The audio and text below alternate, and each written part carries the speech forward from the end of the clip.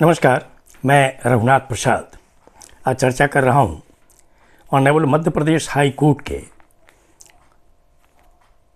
Honourable chief justice की अध्यक्षता वाली एक बेंच के दिनांक 21 नवंबर 2024 के एक बहुत अच्छे जजमेंट की मैंने एक वीडियो इसके पहले जारी किया है कि SC/ST employees and officers association ने एक केस दायर किया मध्य प्रदेश हाई कोर्ट में, जिसमें चैलेंज किया गया वो मध्य प्रदेश जो सिविल जज नियमावली है उसकी कि 50% सीट्स जो ओपन हैं उसमें रिजर्व कैटेगरी के कैंडिडेट नहीं आएंगे, और दूसरा एक स्टेनोग्राफर का रिजल्ट पर था। तो उसमें मैंने ये कहा था कि ये बहुत ही अफसोसजनक बात है कि जो अनरिजर्व्ड सीट है वो जनरल कास्ट के लिए नहीं, वो अनरिजर्व्ड सीट जनरल और रिजर्व सभी कैटेगरी के लिए है। अब तो जनरल भी रिजर्व है, चूँकि EWS रिजर्वेशन ऑलरेडी है 10%। तो मैं यहाँ पर ये कहना चाह रहा था कि आखिर इतना कन्फ्यूजन क्यों, जबकि 8 सितंबर 1993 का जो DOPT का ऑर्डर है अदर बैकवर्ड क्लासेस रिजर्वेशन में, उसमें स्पष्ट लिखा हुआ है कि जो कैंडिडेट रिजर्व कैटेगरी के चुने जाएंगे अपनी मेरिट पर अनरिजर्व्ड सीट पर, वो रिजर्व कैटेगरी में नहीं काउंट होंगे। फिर इतना एक तो नियमावली में अगर कोई बात आती है तो इससे ज़्यादा दुखद और अफसोसजनक बात कोई नहीं हो सकती है। मैं honourable chief justice Madhya Pradesh के साथ ही जो बेंच है उनकी भूरी प्रशंसा करता हूँ कि उन्होंने इस केस को जो 20 नवंबर को उसकी हियरिंग हुई थी और नोटिस जारी किया गया था सरकार को भी और हाई कोर्ट रजिस्ट्री को भी, लेकिन 20 को ही, चूँकि मुझे लगता है कि ऑनरेबल चीफ जस्टिस ने विषय की गंभीरता को देखा होगा, और 20/11 को ही उन्होंने शाम में 7:30 बजे डेट तय कर दिया 21 नवंबर को 12 बजे सुनवाई का, और इसकी सूचना दे दी गई जो भी कंसर्न्ड एडवोकेट्स थे उन सभी को, और 21/12 को सुनवाई हुई। और उसमें जो सुनवाई में बात आई उसमें 1 मई 2024 को दिए गए फैसले की चर्चा की गई है ऑनरेबल सुप्रीम कोर्ट की, जिसमें स्पष्ट कर दिया गया है कि अनरिजर्व्ड सीट जो होगा उसमें मेरिटोरियस जो भी कैंडिडेट हैं वो सभी आएंगे, चाहे वो रिजर्व कैटेगरी के ही क्यों नहीं हों। इसमें यह भी कहा गया है कि चयन परीक्षा के जितने भी चरण होंगे उनमें सभी में जो अनारक्षित पदों के लिए जो भी कोई भी कैटेगरी का होगा उनको रिजर्वेशन हर चरण में मिलेगा।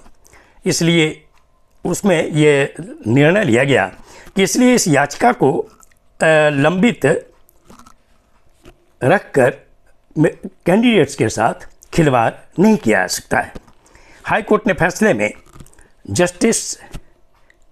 शील नागू और जस्टिस वीरेंद्र सिंह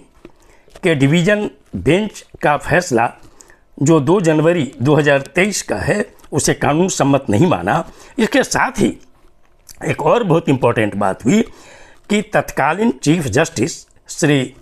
रवि मलिमठ और श्री विशाल मिश्रा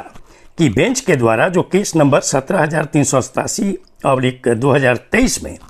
पारित फैसला है उसको भी कानून सम्मत नहीं माना। मध्य प्रदेश हाई कोर्ट ने स्पष्ट कहा है अपने निर्णय में कि इस मामले में कई हाई कोर्ट्स के द्वारा भी निर्णय हो चुके हैं, और सुप्रीम कोर्ट ने भी इसमें स्पष्ट कर दिया है कि जो अनरिजर्व्ड सीट है उसमें रिजर्व कैटेगरी के जो मेरिटोरियस कैंडिडेट होंगे जो अपना स्थान पाएंगे उसमें वो उस कैटेगरी में लिए जाएंगे और हर चरण में उनको रिजर्वेशन का लाभ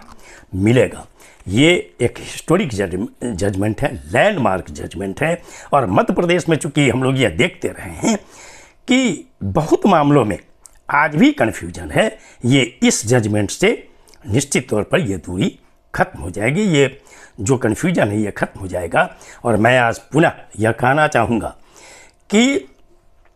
जब तक हायर जुडिशियरी, जो हाई कोर्ट्स हैं, जो सुप्रीम कोर्ट है, उसमें जब तक सोशल जस्टिस के जजेस का एडुक्वेट रिप्रेजेंटेशन नहीं होगा, तब तक इसी तरह जो रिजर्व कैटेगरी के लोग हैं, SC, ST, OBC, उनके बहुत से फैसले इसी तरह कन्फ्यूजन में डाले जाने के कारण हजारों हजार कैंडिडेट्स को हर राज्य में परेशानी का सामना करना पड़ सकता है। और यह पॉसिबल नहीं है कि हर मामले में जो रिजर्व कैटेगरी का कैंडिडेट है, SC, ST और OBC, वो हाई कोर्ट का सहारा ले, सुप्रीम कोर्ट का सहारा ले, चूँकि उसमें बहुत राशि खर्च होती है, बहुत रुपए खर्च होते हैं। इसलिए मैं पुनः भूरी भूरी प्रशंसा करता हूँ honourable Madhya Pradesh high court के इस जजमेंट की और उस बेंच की कि उन्होंने सोशल जस्टिस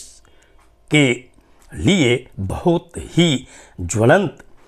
फैसला दिया है, जिसके कारण आने वाले दिनों में न केवल मध्य प्रदेश वरन प्रत्येक राज्य में इसका अच्छा फल सोशल जस्टिस के लिए मिलेगा और कोई कन्फ्यूजन नहीं होगा। मैं पुनः यह कहना चाहूँगा कि आज भी किसी भी राज्य में सभी कैंडिडेट से मैं कहना चाहूँगा, किसी भी तरह की प्रतियोगिता परीक्षा की तैयारी कर रहे हो, किसी भी राज्य में यदि ऐसा होता है कि जो ओपन सीट है, अनरिजर्व सीट का मतलब ही होता है वो ओपन सीट है फॉर ऑल, जो अपनी मेरिट पर चुने जाएंगे वो वहाँ जाएंगे, वो अपनी रिजर्व कैटेगरी में नहीं आएंगे। यही नियम है। भारत सरकार ने भी बार बार चिट्ठियाँ लिखी हैं और 8 सितंबर 1993 जो OBC रिजर्वेशन का है उसमें तो स्पष्ट लिखा हुआ है। इसके बाद ऑनरेबल सुप्रीम कोर्ट के बहुत फैसले हैं जहाँ पर स्पष्ट कर दिया गया है कि अनरिजर्व सीट जो जिसे जनरल सीट भी कहते हैं, जनरल सीट का मतलब यह कन्फ्यूजन कहीं नहीं है कि ये सिर्फ अपर कास्ट के लोगों के लिए वो सीट है। ओपन सीट सभी के लिए है, चाहे वो जनरल कैटेगरी कास्ट के लोग हों जिनको EWS आरक्षण भी मिलता है, SC हो, ST हो, OBC हो, मेरिटोरियस रिजर्व कैटेगरी के कैंडिडेट वहाँ पर चुने जाते हैं, उनको किसी भी स्थिति में अपने रिजर्व कैटेगरी में नहीं दिया जाएगा। और जितने भी चरण होंगे, PT होंगे, मेंस होंगे, जो भी है, उनमें